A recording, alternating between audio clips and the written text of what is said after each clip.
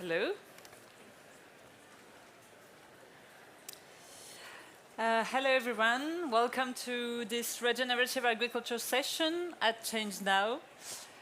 I am Fanny Lange, I'm a partner at Deloitte. Deloitte is one of the big four in France, working in audit services and advisory. And I'm part of the sustainability practice at Deloitte. We are 200 consultants, we work with all sectors on different topics of sustainable transformation.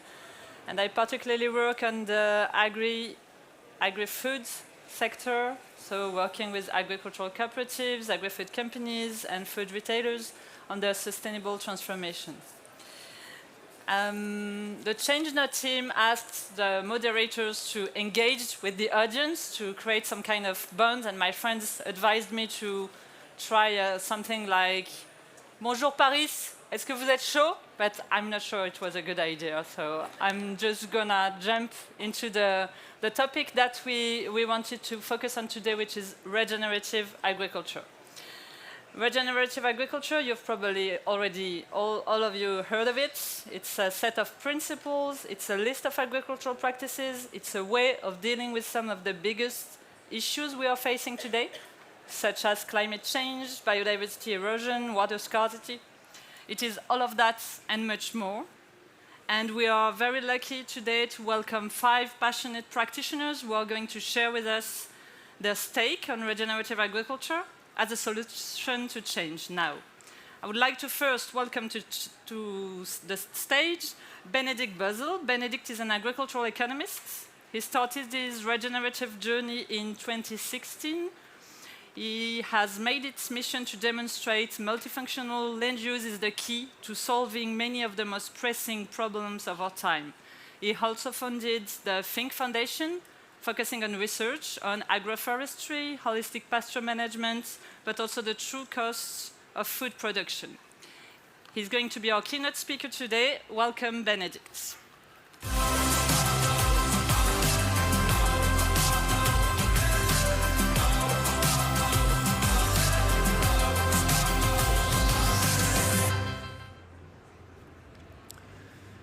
I shot Casper. Last Monday, 7:30, we had a bit of frost through the night. The sun was just rising. It was a beautiful morning. The air was crisp and clean, and I drove out to meet my colleague Luciano, and we went to the pasture, to our cows. As the cows realized we're coming, we moved towards them, and they greeted us. 1 or 2 lifted their heads, and they let us know that they're looking forward to see us. We changed the pasture, so the pasture where they're standing and feeding on, at least once per day. We do this with small mobile fences. So when we came there in the morning, they're already standing together at the mobile fence, waiting to be let through to the next parcel. Luciano and I were standing at the fence, and I looked through the back to see if there's an ox that I can shoot. There I saw Casper. He was standing towards the back. So slowly and calmly I moved through the herd towards Casper. The cows that were standing in front of me slowly moved back and closing as I walked by. I came towards Casper, and I used my body just to move him even back a bit further. In the second where there was no more cows behind him, I lifted my rifle and I shot him in his head out of 4 meters. He was dead immediately. The second where I shot, Luciano lifted the fence and let the whole herd go through. The herd was calm and quiet. 1 or 2 looked around at Casper, but then continued to follow the herd. After a minute or so, the whole herd was on the new pasture, and Luciano put down the fence. My name is Benedikt Bösel, and I am a regenerative farmer. And I want to talk to you about angst. I want to talk to you about death. I want to talk to you about life. We know it's already too late. Climate change, the oceans warming, biodiversity crisis. These things are happening. They are real. And they're going to get worse. They're going to get much, much worse. Now we can focus on what's not possible. We can play a game of who is guilty. But nothing is going to come from that. We have to stop the old system and we have to shift our focus onto a new system. For that, our angst has to go. I know what I'm talking about. When I took over the family farm, I found myself in a situation where I was highly in debt. I was caught up in dependencies from world market prices, dependencies from subsidies, dependencies from input prices. And we were doing already ecological agriculture on 1,000 hectares of land. But we are basically tilling the soil more or less every year. We were growing monocultures, and the yields were going down. I knew with this way, I will actually make soil health worse, decrease biodiversity. So I knew I couldn't keep this up if I want to be able to bring the farm forward to my future generations, as in my kids. But being in that situation, I got frustrated, and I also had angst because I was worried about the future, if I can actually keep it up. So I had to let go of my angst and to find new ways. This is the time where I write thousands and thousands of emails to people all over the world to look for farmers, for startups, organizations, to help me with the situation of our farm, which is one of the driest areas in Germany and incredibly sandy soil. And luckily I found pioneers all over the world, from Brazil, the US, South Africa, that had shown how regenerative, multifunctional land use systems are actually profitable, but also enable you to grow soil health and biodiversity by closing nutrient cycles. So I learned about composting, how composting and fermentation can be used to healthy, health in plants, but also increase soil health.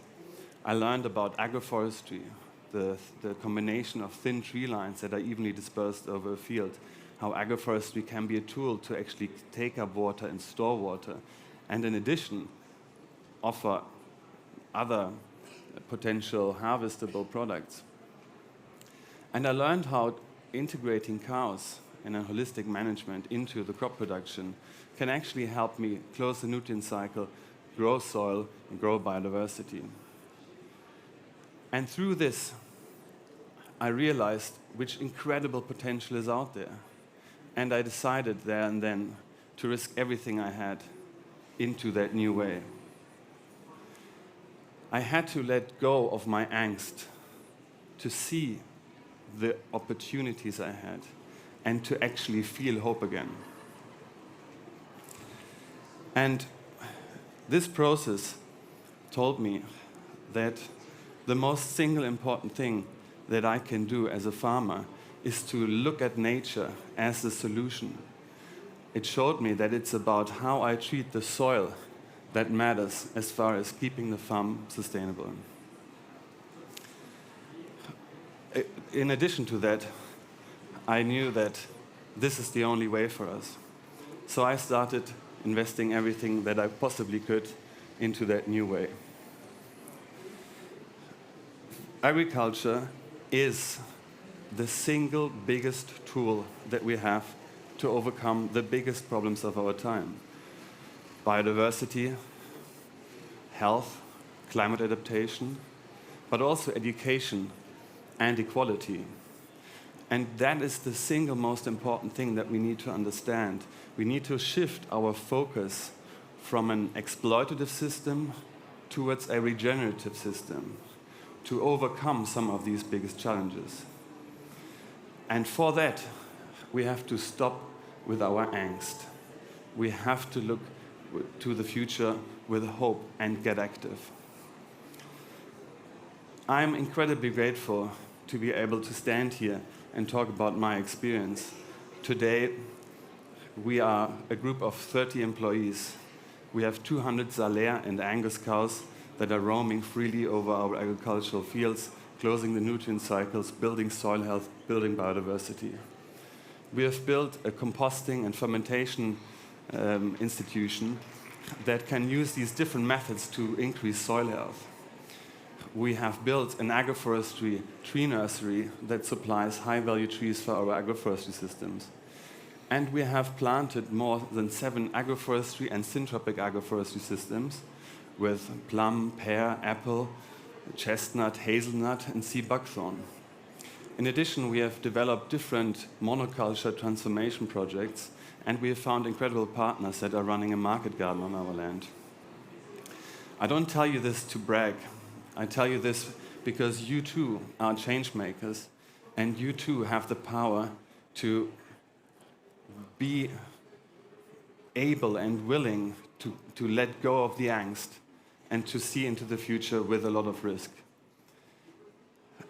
In addition to the work we did on the farm, we were able to build our own foundation, the Finck Foundation, which uses the land as a living lab to research and find the data for these different multifunctional regenerative land use models.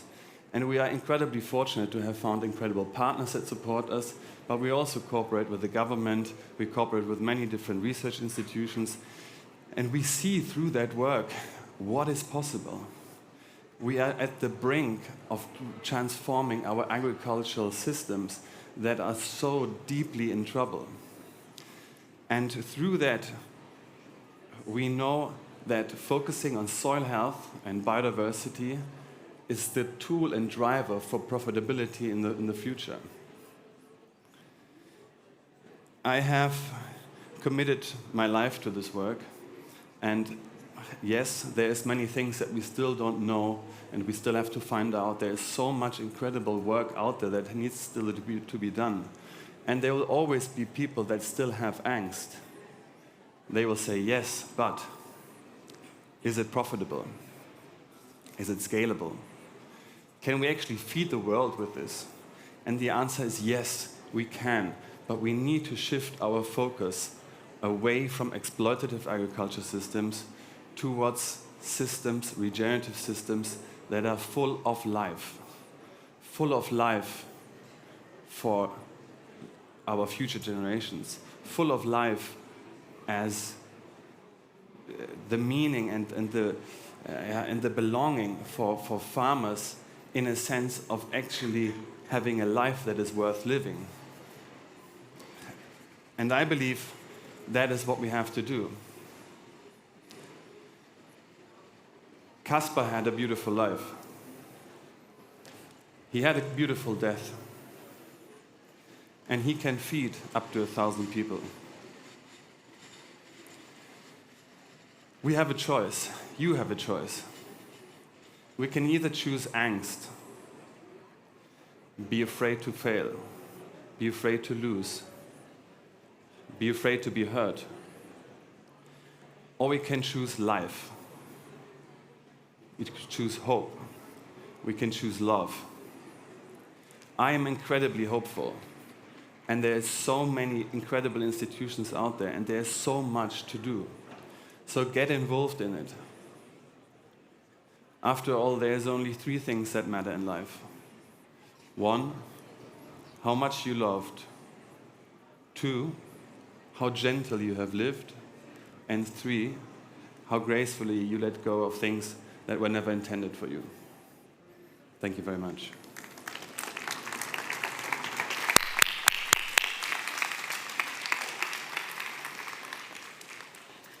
Thank you, Benedikt, for this hopeful message and for setting the scene for regenerative agriculture session. We are going now to welcome on stage 3 other speakers for our panel sessions. Meghan Sapp, who is a farmer living 95% off-grid on her farm in Navarra, in Spain. She's originally from the US. She went from agricultural journalist to lobbyist, to farmer and co-founder of the Hub del Norte, one of the many hubs that are part of the Savory Institute. Welcome. We're going to welcome also Morgane Yvergniaux. She's the global head of sustainability Terroirs at Pernod Ricard, a French-based company, which is the world's leading premium spirits company. The company produces and sources more than 100 ingredients from 60 countries and is committed to regenerative agriculture through targeting, empowering, training, supporting over 500 farmers. So welcome, Morgane. And then we're going to welcome also Boris Spassky. He co-founded GreenPods in 2020. And GreenPods is a fully integrated regenerative agriculture farm developer. And he's an almond producer. The first farm is Lange in Toulouse. It's France's largest organic almond orchard to have the label Bas Carbone. And he's going to explain that whenever they come to stage in a few minutes.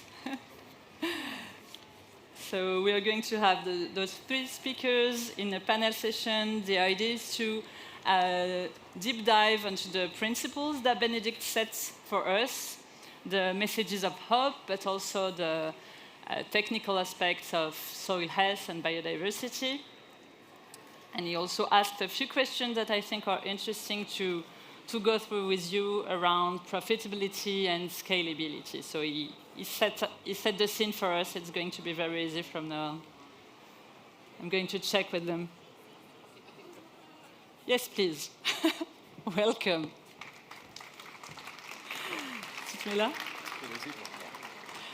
Thank you. Thank you very much for joining us. During the keynote, Benedikt explains a bit about what he implemented in his farm in Germany. You are all of three from three different organizations working with regenerative agriculture. Could you please explain and share how you implemented regenerative agriculture in your own organizations? Maybe Meghan, if you want to start. No, great. Thank you so much for having me today.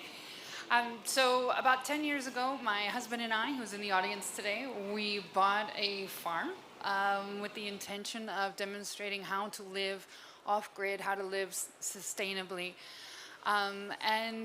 We started managing the land the way that my grandma had taught me. And we were seeing between the management that I had been used to growing up, combined with the fact that the land that we had purchased had been horribly abused for the past 30 years by our dear neighbors, a very conventional dairy cooperative, we bought what my husband later referred to as a forest of cardo, a forest of very unuseful, spiky, tall trees, plants that are a result of compacted land and too much nitrogen. So around 6 years ago or so, by complete accident, when I was trying to finish up my undergraduate degree 20-something years later, I had a holistic management course. And this completely changed my life, our life, sorry, honey, because it brought together my 20 years or so of experience in sustainable agriculture, sustainable energy that I had been working on around the world. And it all suddenly started to make sense. So we put into practice that first year, holistic management. And at the time, we only had horses. And so we dropped our maintenance costs for those horses by 80% that first year. And we said, okay, this works. Shortly after that came the pandemic, and my 100,000 kilometers a year of traveling came to a complete halt, and I lost about a third of my income. And that's when the panic sets in. You go, oh crap, what do I do now? Oh wait, I have a farm. So thanks to holistic management and the holistic decision making and all the tools that come along with it, we began to scale up what is actually production. And so then today we have a very diverse polyphase farm with laying hens and fattening chickens and turkeys and horses and goats. as well as market garden, and we produce about 70% of our own food and then supply to 30 or so families in the neighboring 50 kilometers between Pamplona and San Sebastian. About a year and a half ago, almost 2 years ago, my colleague Caroline and I and some others decided that we wanted to really facilitate the transition. So we created Hub del Norte, which is the accredited hub for the Savory Institute, which gives us the legitimacy to train farmers, do advisory, do ecological monitoring, to really be able to demonstrate if people are regenerating their soils or not. Okay. So that's a bit of how we got to where we are today. Thank you. Thank you very much for sharing, and we'll go into the training part a bit afterwards. Boris, you also own a farm. Would you be kind enough to explain a bit what you're doing in your farm? Sure. We don't own a farm. In 2020, we came across a farm that was for sale close to Toulouse, and it was producing corn, conventional corn, on 150 hectares. So we decided to convert this farm to organic, and we didn't have 2 million euros to buy that farm, so we had the fund Maïf Transition buy that farm. They had identified access to land as a barrier to entry for people who wanted to get into farming, and it worked, and they're now leasing it back to us. So the idea was to convert a farm that was producing corn for the Spanish pork industry. That corn was being exported every year to fattening stations. Then these pigs were sent to the slaughterhouse, chopped, sliced and diced, and then shipped back to France. So we thought with my partner Martin that was complete agroeconomic nonsense. So what we did, we converted immediately half of the farm the full farm to a rotation of soy, buckwheat, sunflower, winter oats, winter wheat, spelt, and then sorghum. And we then planted 64 hectares of organic almonds on the orchard, and this today is one of the largest organic regen orchards in France, with full cover crops in between rows, so fava beans, you've got oats. And today this farm, it's interesting because when we came in, the soil was very compacted, you had no organic matter left, and what we did, we started, of course, we don't touch the soil anymore, we never leave it bare, so all pruning residues, everything that's being mowed, remains in the ground and slowly decomposes into the ground. So few people remember that it's not a forest, but if you actually plant trees on degraded land, you do capture CO2. So at the end, you go from a net emitter to a carbon sink. And this is where it's interesting. We became the largest farm to get the Label Bas Carbone label. And so you increase soil organic matter, you prevent erosion, you increase if you increase soil organic carbon, you do as well increase the soil's water retention capacity. So at the end, how you do regenerate ecosystems, first ecosystem service, you produce food and you increase food security, French food security, by having to import less. We import 400,000 tons of nuts every year and 40 million tons of GM soy in Europe. That's quite a lot. You do combat climate change. You'll become a carbon sink. You do adapt to climate change because you're actually adapting to the climate frontier moving north. And on the other side, you're as well restoring biodiversity. That's the concept of land degradation neutrality. You are restoring ecosystem services such as pollination, pest control. So this is an orchard is a very positive land use change to go from a degraded monoculture to an orchard. And so now we have, because Regen Ag is still not determined, I think it's important to have a certification. So we decided to become the first Regen Agri certified farm in France. And I think it's important to back your claims. And we measure the soil organic carbon, the pollution levels with a French startup called Genesis. And of course, we work with good consultants because you need to be surrounded by the best. We have the same, for example, Biosphere, the ones that Pernod Ricard uses. We work with the same ecosystem of people who know, and it helps you, we'll talk about it later, adapt to certain surprises. Okay, thank you very much, Boris. And lastly, Morgane, so you are in a different part of the supply chain than Boris and Meghan, but it's interesting to know that you also committed as Pernod Ricard to regenerative agriculture. So Boris mentioned that you're working with consultancy firms to set up frameworks. Could you tell us a bit more about the framework and how you implement it in the different terroirs? Yes. So I think I will build on what Meghan and Boris just said about the holistic characteristic of the approach and all the outcomes that we can generate through regenerative agriculture. So just to shape the scene, Pernod Ricard is one of the leaders in the wine and spirit industry, so we rely on what we call terroir. We are really rooted in the land where our ingredients are grown. That's why we need to ensure that this terroir are built on a well-functioning ecosystem. So we think that the holistic approach has to be collaborative between all the market players at the terroir level. So that's what we join international coalitions like PADV or OP2B or other ones to adopt a common language. It's a way to ask for the same outputs to the same terroir. So we join forces with other players like Heineken, Moët Hennessy, Danone, and many other ones to think about how to ask for outputs. So we ask, as Boris said, for carbon things. We ask for biodiversity and how we can recreate ecosystem services. So we all ask for the same outputs. The main difficulty today is to translate outputs into practices on the ground, meaning that we need to think about what are the challenges at the terroir level. Simply, it's a way to tailor-made for each location, depending on their challenges. In some cases, it's water stress. In other cases, it's soil erosion.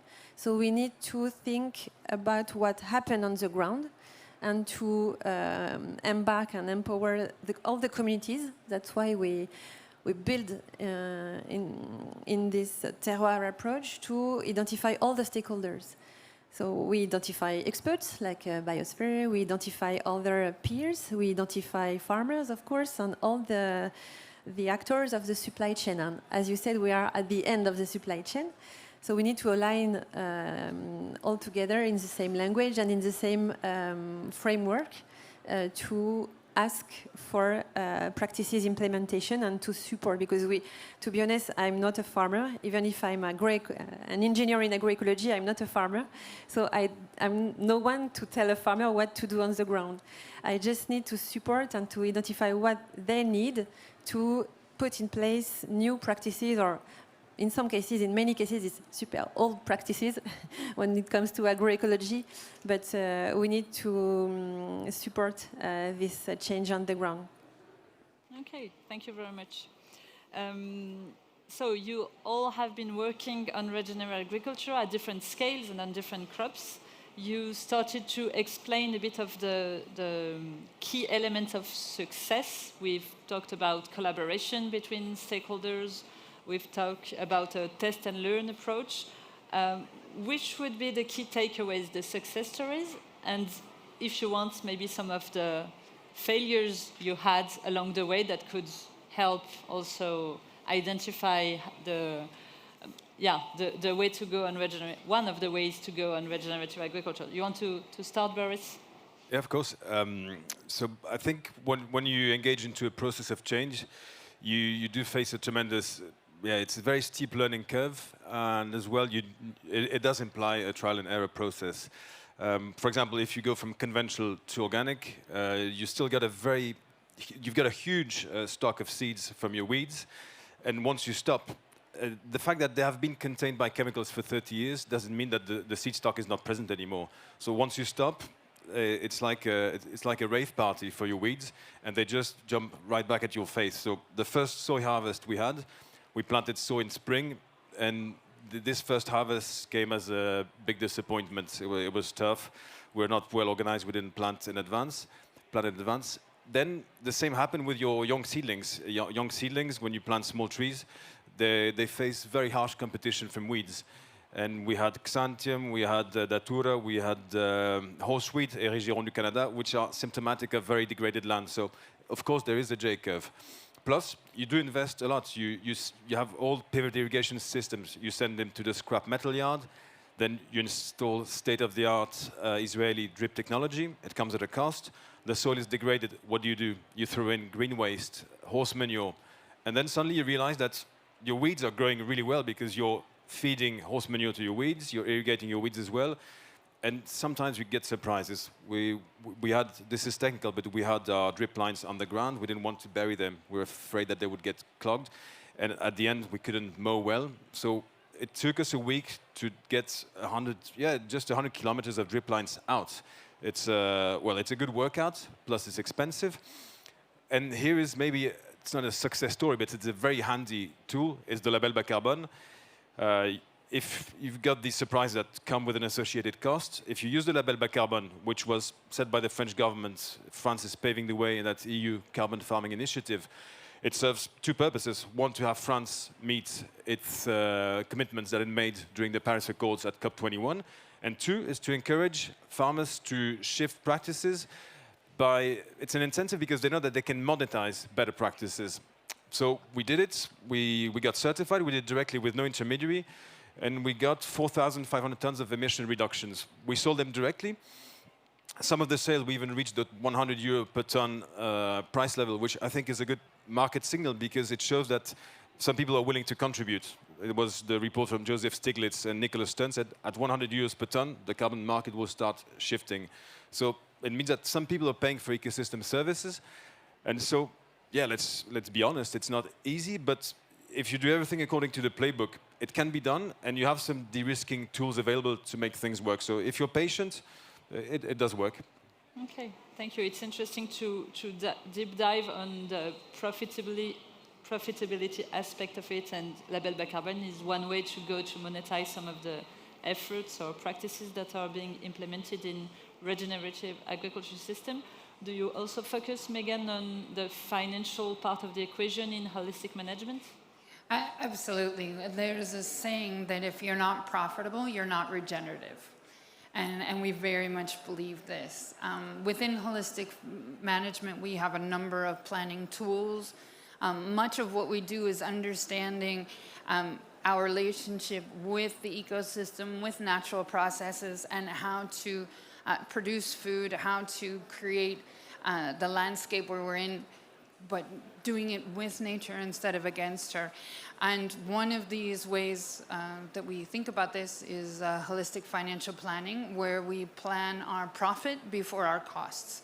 And what that does is it forces us to open up our minds to really not only identifying financial leakages within our models, but also breaking away from the models. That perhaps what we're trying to do, combining where we want our landscape to be, either it's our farm or our community or our county or whatever, what we're trying to do with the quality of life that we want to have, that is that we're not worried about paying the mortgage payments, that we're not worried about making it to the end of the year, that we're not working 100 hours a week, because there's this idea, unfortunately, within the food and ag sector that in order to produce food, in order to be a farmer or a livestock producer, you have to almost kill yourself in the attempt, you know? But what we understand is that if we as humans are not in a good place emotionally, financially, mentally, then we're not doing good for anywhere else. And this feeds back in part to the financial piece. As like, you know, there's a lot of people who are, purebred limousine breeders, or, you know, I am a wheat farmer. Or I was like, no, you're not. You are a landscape manager, a steward who is trying to create abundance of life, but this abundance of life automatically translates into abundance of wealth. Then we have to have questions about what wealth means to each of us, but it allows us to then create our lives in such a way where we can create business models that then allow us to no longer rely on the common agriculture policy, for example, which is a whole other box of worms that we can get into in another time. But the point is that it allows us to take back that responsibility in decision making, and to create this relationship with with our animals, with our plants, with nature, with our communities, and be creating very high value, highly nutrient dense food, and this relationship begins to change. So it's no longer we are producing cheap commodities that are then sold into markets where we have no control over it. It's really about understanding who we are, what we need, what we want, what the community needs, what we can produce, and how we can do that in the least expensive way possible, while providing highly nutrient-dense food. So I think it's a much more holistic vision, than just how do we attack the carbon market, right? Yeah, of course. Thank you. So we've talked about failures and successes, so a test and learn approach, how it's important to have a holistic approach between the technical and the financial part. It's also about how to make the farmer job attractive and making it, attractive. So it's something around how do we de-risk this transition to regenerative practices. I think it's something that you've worked on at Pernod. Would you mind telling us a bit more about it? Yes.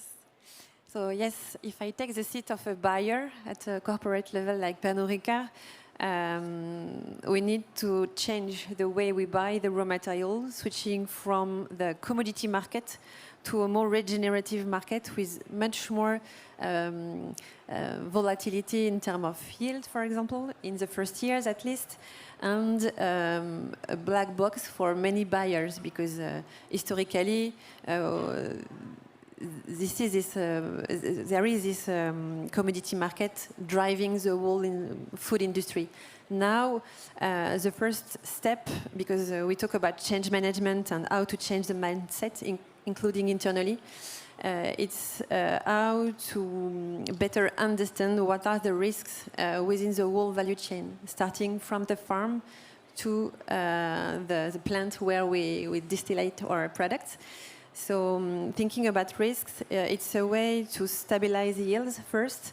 What we do is to better understand cycles, natural cycles, and how many different parameters can affect yields, starting from the farmer, how he changes its practices, and maybe with successes or failure in some cases.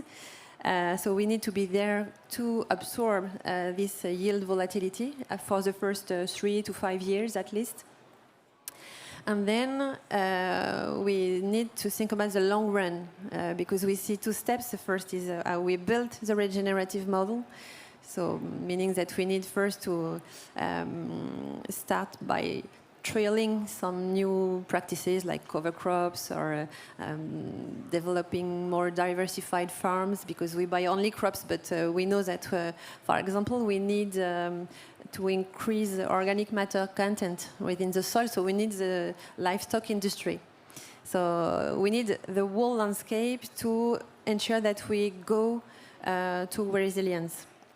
Meaning that we need to create an alliance with other players. So it's a way to de-risk as well the transition by aligning all the buyers for a single farm in the same way and same direction. So we agree to buy maybe all the rotation at farm level by asking for the same output, as I said. So this is a second way to de-risk the transition, to consider the farm as a whole, instead of considering only the crop we buy for our whiskies or gins. And then to support in the continuity in the practices, to keep the carbon in soils, or to attract biodiversity, functional biodiversity, wild, and so on. We need to think about how to secure incomes and well-being. So we have in our compass, in our regenerative agriculture compass, we have 5 impact areas. So we have climate, biodiversity, water, soil, and we have also livelihood. So in the livelihood impact we want to achieve, we have profitability, of course. We have also well-being. because we think that when we switch from a conventional model into a Regenerative model, it's a huge risk for all the families that are historically in farming. So we need to do it step by step, to change mindset step by step, and to identify what will change in their daily basis and how they will become more and more happy, in some cases, to switch from their tractor to see on the ground what happened within the soil, for example. So it's a way to give this new model more attractive for farmers as well as for consumers. And I just want to highlight also the fact that we need to do our job as a company as well, by changing the mindset in the way we buy, as I said. So in the way we buy, we need to be okay to take the risk as well in the prices we pay our raw material, and to identify what could happen if we do nothing. So to do that, we have assessed the cost of inaction for Pernod Ricard. What about we do nothing on farming, on agriculture, and what will be the cost of procurement in the future? And it's a way for us to size the right economic model to ensure the right transition from the farming that are operating today to the new model we want to achieve, saying that if we do nothing, we will have this cost, but if we do that, okay, it's most costly for the first 3 to 5 years, but then we will be ready to keep going on our business. Yeah, it's very interesting, and I think it resonates with what Benedikt is doing with the foundation about true cost of production and how we can put into the cost of production all the externalities, positive and negative externalities. And I think it's one key element of replicability and scalability of the models, because if we find a business model for regenerative agriculture that can integrate the true costs of production, it can help to scale it at the right scale. It's the last question, because we only have a few minutes left, but scalability and replicability is some key element of your model at GreenPods, so I think it would be interesting for you to tell us a bit about it. Sure, and I think that the context is important, because the EU has set the objective of converting 25% of our agricultural area to organic by 2030. We're not there yet. We've got another issue, 62 billion. This is the financing gap identified by the EU for farmers every year. People applying for loans and getting rejected. And then you've got 50% of the farmers in France and Spain, which are poised to reach the age of retirement by 2030. So how do you go from there? You need a Marshall Plan. You need a massive influx of people, young people preferably with talent, and you need a massive influx of capital. So once you have developers who emerge, who resemble very much what's been done in the renewable energy sector, people who can design, build, execute, and manage projects, this is what you need to go to scale. And then you can replicate. But to replicate, you need the money, you need the pump of the economy. And for this, financiers always look at different sectors like asset classes.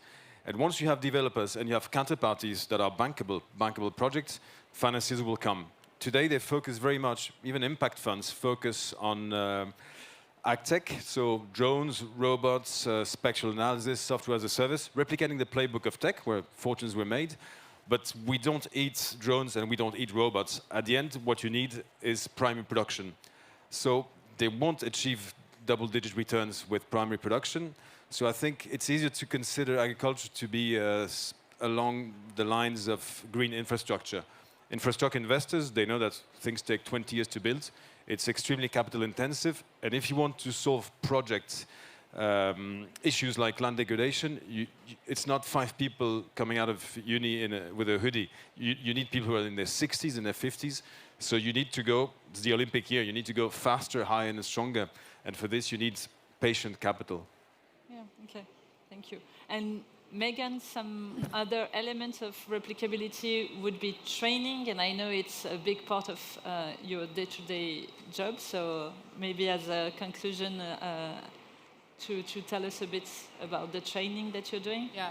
Exactly. As Morgane said, it's all about mindset and helping people to de-risk that transition by helping to teach them how the environment works, how their relationship with the environment. And the more that they do it, the more that they learn, the more that they fail, the more that they're in amongst the community of practitioners where we're all working together and learning based on our own context how to do this, the faster we can transition. Really, it's all about scale and how many farmers we can get to and how many of them we can accompany and hold hands with them on their journey so that they can be making this transition as quickly as possible. I'm always telling my students to fail as quickly as possible and as cheaply as possible, so that we can just move forward. And really, there are only so many of us who are training right now. So as much as I need to be out there training farmers, I need to be out there training trainers as well. And for me, that's one of the big bottlenecks, is how can we get as many people as possible on the ground with that experience that they can then be translating to farmers who are older, but also to the young farmers who don't have access to land. In order for them to get to land, when these investors come, they need to be able to rely on people who already have experience, who already have this mindset, this mentality, to be able to have this army of young and middle-aged farmers ready to do this transition. So we're already very active in Spain. We're starting in France. In the next 3 weeks, we have our first French language course in holistic management. We're very excited about. So if you're interested in being a trainer or being a farmer, come and talk to us afterwards. Thank you so much. Thank you very much. I think our time is up. Thank you to all the three of you. If I had to sum up in a few words, I would want to highlight those few words. So holistic approach, replicability, scalability, and need for competencies, willingness to go there, and money. And I guess that's something that we're going to continue the discussion in the fireside chat. Thank you very much.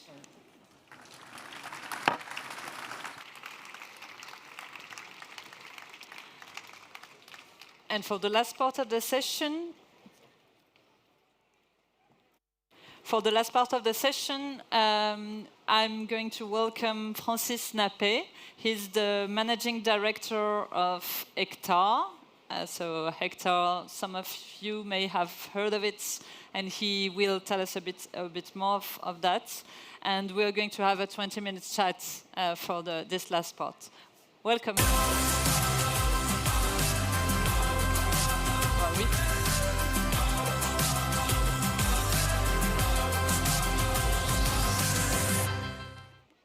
The lights.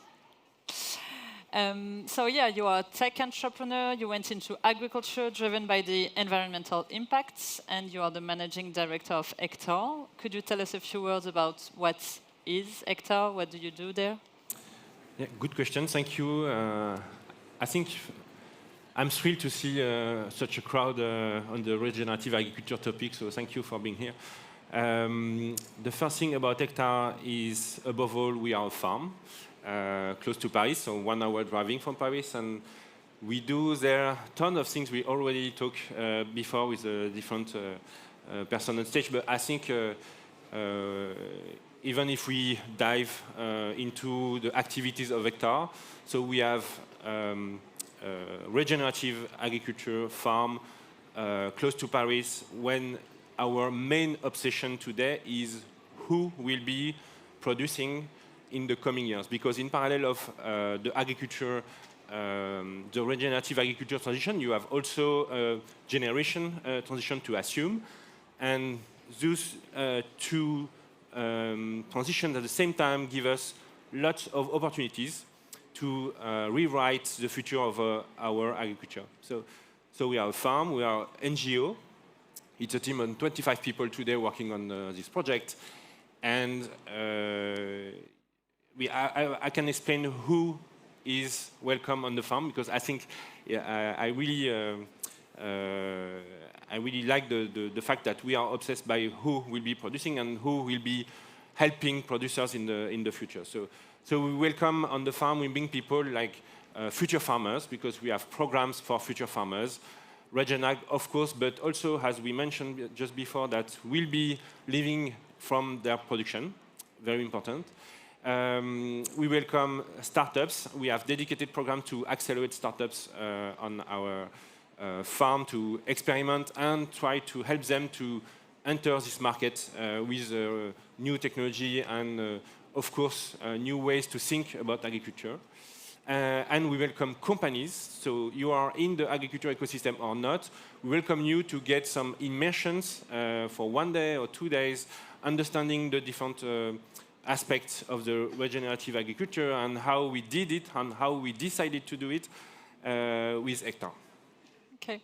When we had a talk to prepare this session, you explained to me that there were different production models coexisting into Hectar, not only food production, that it's some key element of what you want to achieve with the Hectar model. Yeah, and to talk about the models that we have today, it's important to say where we come from. And when we took over the farm in 2020, it was a 40 years old mechanical and chemical-based farm production. And so we decided to stop 1 day from another from a regenerative agriculture approach. And when we talk about transition, so we really felt this transition on our land, on our soil, and given the opportunity to absorb this transition, I think we decided to have different models of production on the farm. So we have crops, so we produce cereals and we produce oil. We have a dairy farm where we produce milk and especially we produce yogurts. And more recently, we decided to produce flowers for perfume, which is another model with another economic and ecosystem. And we have a ton of other ideas that will come in the coming future, but I think this is important to say that future farming is not based on one model, but maybe the combination of several models, and especially for 2 things. The first one is economic. How do you make your farm, your production resilient to the economic aspect? And the second one is when you have employees, you need to find a way to absorb your employees all year long. So you need to have different production at a different level of involvement in terms of team. And that's why we have different models on our farm. Okay. We've talked about replicability, and that's something that you've worked on at Hectar. We've talked also about failures and successes. How do you work on that? How do you trace the different attempts you do, the test and learn approach? Maybe to answer this question, I think I need to make sure that every project at Hectar is matching 3 pillars. So the first one is, of course, in terms of environmental impact is positive. The second one is it should be economically viable. And the third one is the social aspect.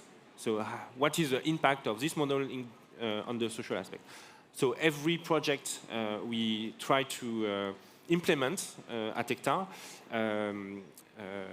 should be matching these 3 pillars.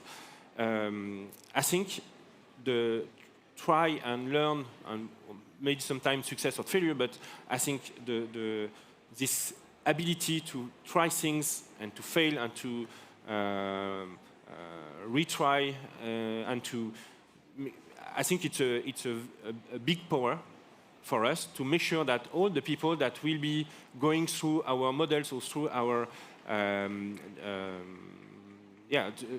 documentation that we will deliver at the end, will be able to not replicate the errors and maybe to highlight the success we had. So we try to write everything we do and the errors and the successes to make sure that people that will be taking over on their own farm at the end will be able to replicate, because we talked about replication just before, but I think the replication of the model for me is very important, I would say. Okay. You mentioned that you were an accelerator for startups. How do you see the role of innovation into this regenerative transition? And do you want to highlight maybe a few examples of startups that help farmers through this transition? Yeah, very interesting. I could talk about this during 1 hour, so I think I try to be very sharp. But I think the first one is, I don't know how it's been mentioned, but the complexity of regenerative agriculture is huge.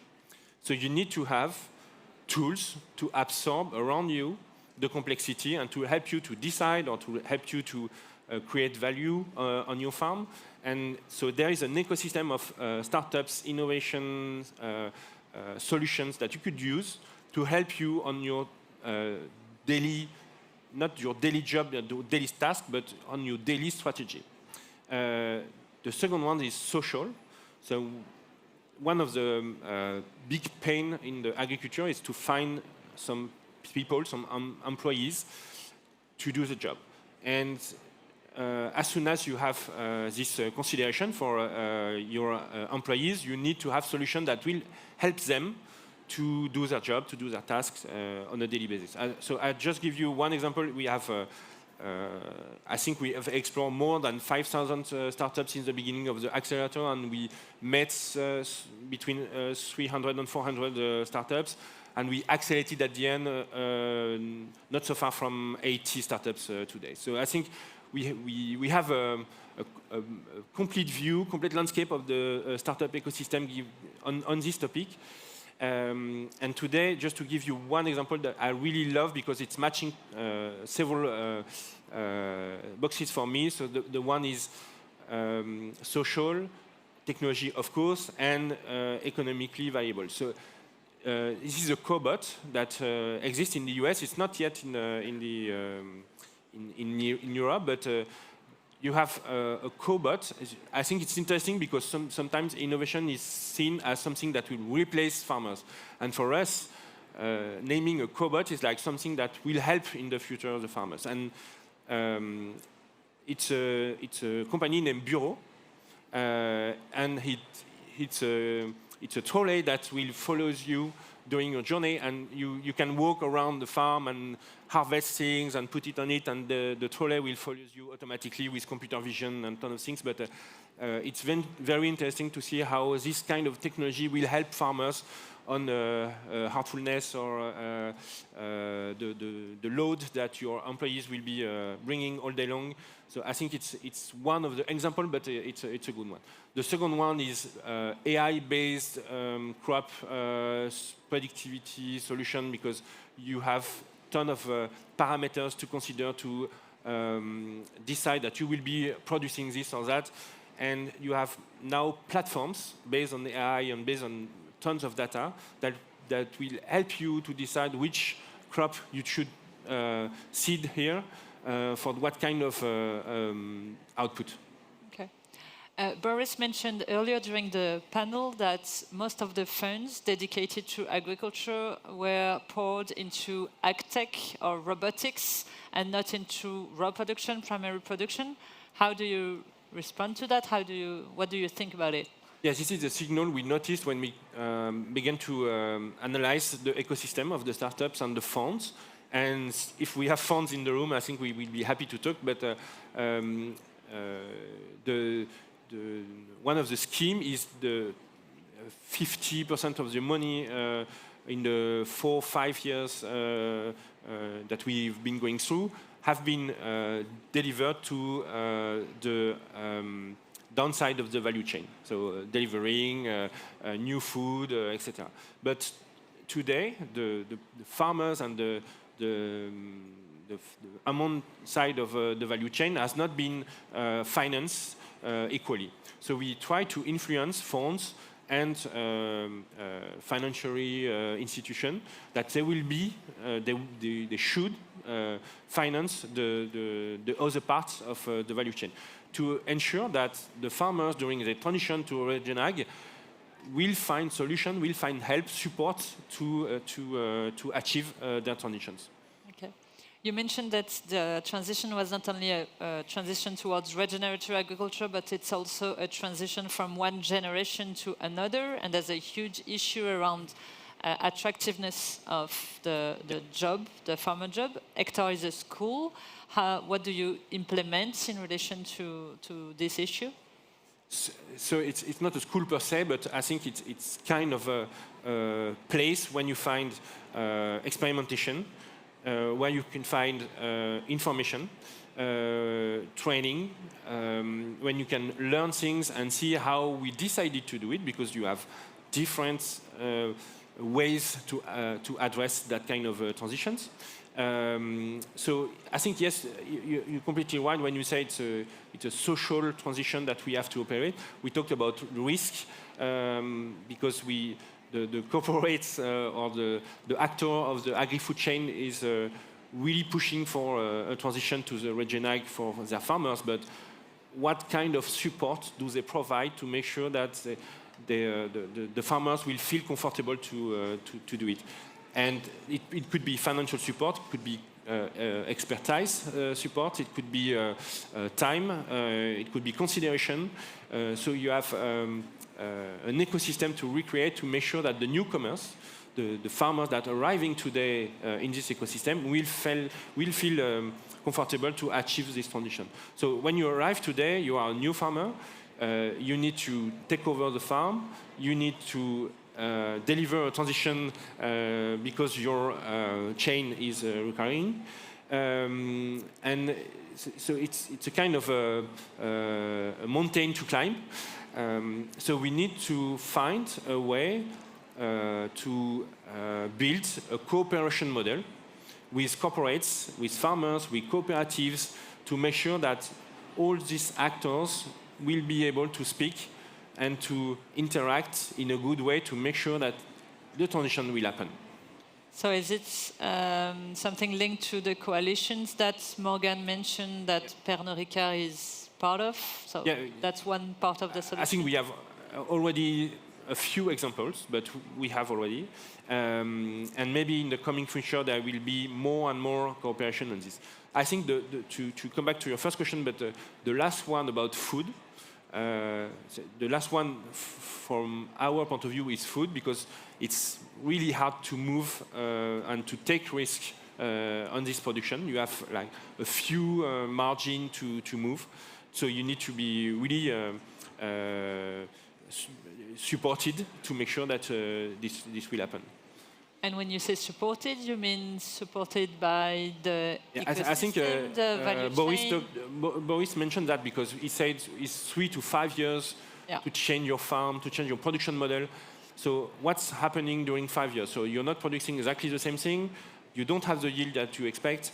You need to hire people to help you to do your transition. So it's I think the situation during 3 to 5 years is really your weak point. And to make sure that it will happen at the end, corporates need to understand that and finance this phase. The ramp-up, we call internally, we call it a ramp-up, but I think to have in mind that there will be a phase where it's not as before.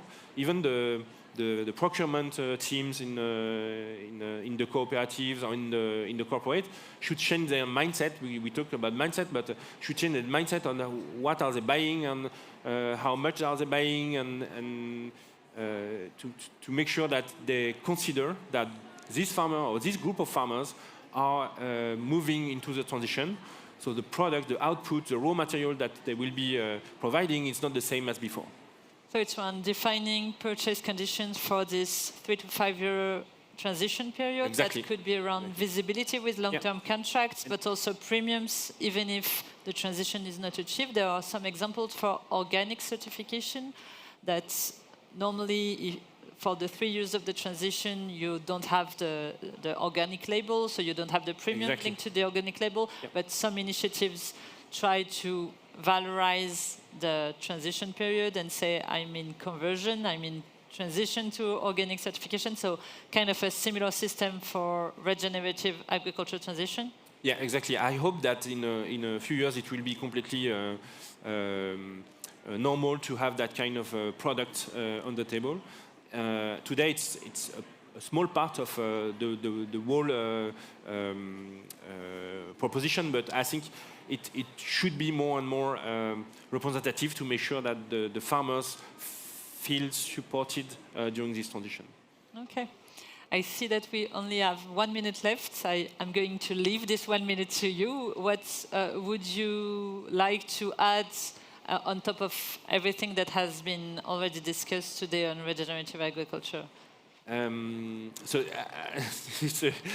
for the tough question. Yeah, it's a huge mission, but I think something I can retain from our panel here is cooperation is mandatory.